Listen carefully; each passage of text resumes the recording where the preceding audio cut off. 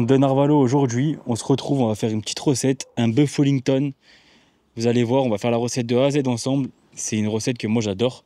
C'est une recette qu'on a fait déjà dans les restaurants où je bossais avant. C'est une recette assez technique quand même. Faut pas se louper sur la cuisson et tout ça, donc on va voir ça ensemble. Et puis on va en cuisine. Allez, à tout de suite l'équipe.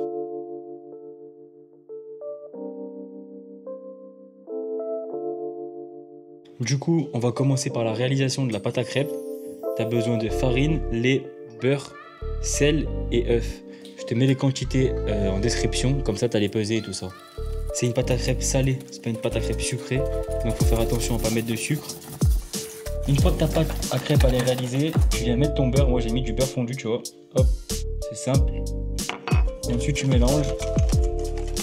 On la met de côté et après on s'occupe de la duxelle de champignons. Du coup là ce que tu viens faire, tu te prends une poêle à crêpes. Ma pâte à crêpes elle est prête, elle est là, tu vois. Ensuite tu as besoin de l'huile de tournesol. Tu viens juste badigeonner sur ton sopalin pour badigeonner vraiment de partout. Pourquoi des crêpes dans un bœuf Wellington? Pour que en fait ça absorbe le jus de la viande et ça absorbe le jus des champignons. Ça va permettre que ta pâte feuilletée elle soit pas humide et qu'elle reste bien sec et qu'elle gonfle bien et pas que ça soit mouillé en bas de ta pâte. Donc ça c'est une étape très importante du bœuf Wellington. Là maintenant on passe à la duxelle de champignons. Tu as besoin de champignons de Paris, d'échalotes, d'ail et de persil. Moi j'ai pris du persil frisé, tu peux prendre du persil plat aussi. Tu peux déglacer au cognac si tu veux ta duxelle. Moi, je vais la faire sans alcool. Et tu commences par équeuter ton persil.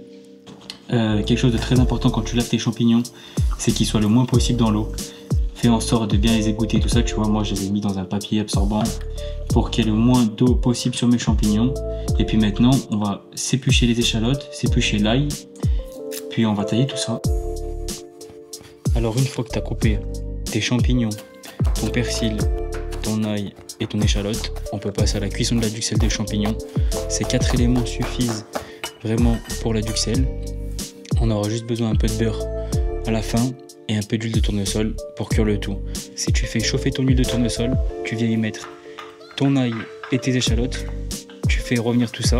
Ensuite, tu viens ajouter tes champignons, tu les fais revenir, ils vont perdre leur eau. Ça, c'est la partie la plus importante, que la vapeur s'enlève du champignon. Tu viens saler et puis on poivrera à la fin. Le poivre c'est toujours à la fin, c'est jamais pendant la cuisson. Sinon ça apporte une amertume. Et puis après on finira par le persil en fin de cuisson pour vraiment colorer tout ça et apporter du goût bien frais. Un conseil important pour la duxelle de champignons, attendez que toute l'eau s'enlève de votre casserole avant d'arrêter votre cuisson des champignons. Et ensuite, un autre conseil, c'est sans coloration une duxelle de champignons. Donc ni sur l'échalote, ni sur l'ail et ni sur les champignons. Ça a une odeur de sous-bois, c'est tout ce qu'on aime. Ma duxelle elle est prête, maintenant on passe au filet de bœuf l'équipe. Alors il faut savoir qu'un filet de bœuf ça pèse entre 3 et 4 kg quand il est entier et qu'il n'est pas paré. Déjà c'est quelque chose qui peut vous aiguiller un peu plus sur le filet de bœuf. En fait si vous voulez le filet de bœuf, quand il est entier comme le mien, il est en 3 parties si vous voulez. Ça c'est vraiment la partie filet. Et ensuite vous avez la queue du filet, la tête du filet, où là c'est des parties un peu plus comme la bavette si vous voulez. Donc moi ce que je vais faire avec tout ce reste, c'est que j'ai fait des filets et tout ça on va les manger à la maison. Avec mes chutes, on va faire un jus de viande avec mes parures. Avec la chaînette et tout ça on va faire des jus de viande. Un jus de viande pour ce soir, pour le manger avec le bœuf Wellington. Et maintenant ce qu'on va faire, on a nos crêpes prêtes, la duxelle qui est prête. La pâte feuilletée je l'ai achetée prête, je vais pas vous mentir. Je vais venir saler ma viande, mon filet de bœuf, celui-là. Je vais venir le saler. Et ce qu'on va venir faire, c'est le saisir. Le saisir sur chaque face. Faut pas le cuire. Le but, c'est de le saisir. Et ensuite, on fera le montage.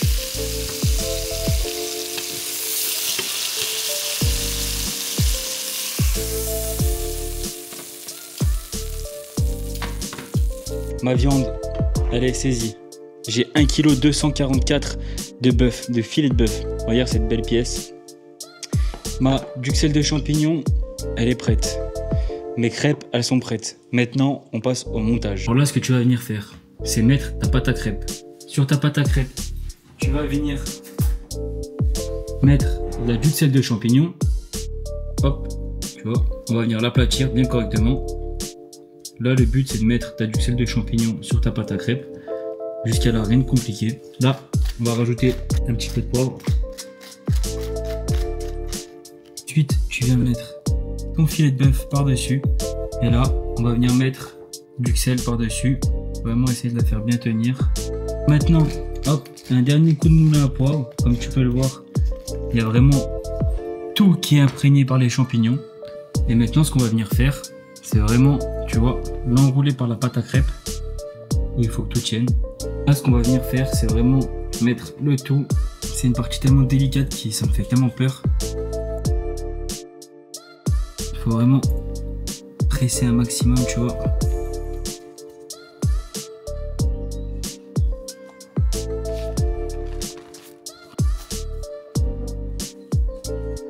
Et ensuite, on va venir badigeonner de jaune d'œuf. Bon, j'ai pas de pinceau à la maison. Après, vous pouvez faire à la main. Tac. Le but, c'est vraiment qu'il y en ait de partout. Voilà. Maintenant, c'est mis au frigo jusqu'à ce soir. Tu laisses reposer. Là, tu vois, c'est midi. On laisse reposer jusqu'à ce soir et puis se le cuit ensemble. Allez, à toutes. On va aller au musée de Grenoble. Il y a une exposition que j'ai envie de voir depuis que je suis rentré. C'est une histoire d'image de Antoine de Galbert. Donc on va aller voir ça. J'espère que ça va être bien. En même temps, il n'y a pas que cette exposition-là au musée, donc on va pouvoir voir aussi plein de choses. Je sais qu'au musée de Grenoble, tu as aussi l'histoire un peu de la région dauphinoise, donc c'est stylé aussi. Il y a des beaux tableaux. Ça, c'est des tableaux que j'avais déjà vus et qu'on va aller voir ensemble. Allez, à tout de suite.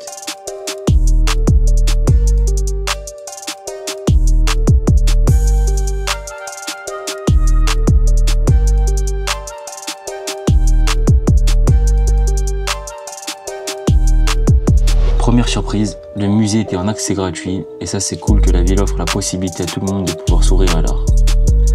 Antoine de Galbert est la composition de cette exposition magnifique et le petit plus pour moi chauvin que je suis, il est grenoblois. Ses premiers souvenirs étant enfant en rapport avec l'art étaient au musée de Grenoble. Je me rappelle d'une phrase qui m'a marqué venant d'Antoine de Galbert, le collectionneur passionné.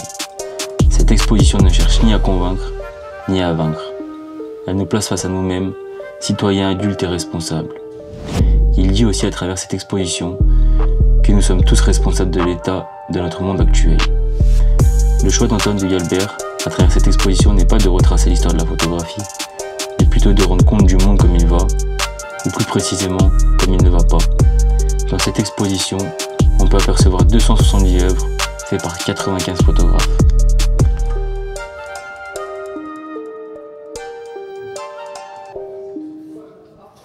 Pour la partie cuisson du bœuf Wellington, 180 degrés pendant à peu près 15 à 20 minutes.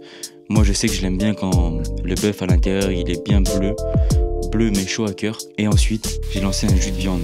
Tu prends tes parures de ton filet de bœuf, tu les fais revenir à feu fort, il faut que ça dore bien. Ensuite j'ai mis ma garniture aromatique, oignons, carottes, cuit de persil. Ensuite j'ai bien fait tout revenir, j'ai fait flamber, j'ai pris du whisky, j'ai mis un coup de briquet, ça sert à faire enlever les vapeurs d'alcool.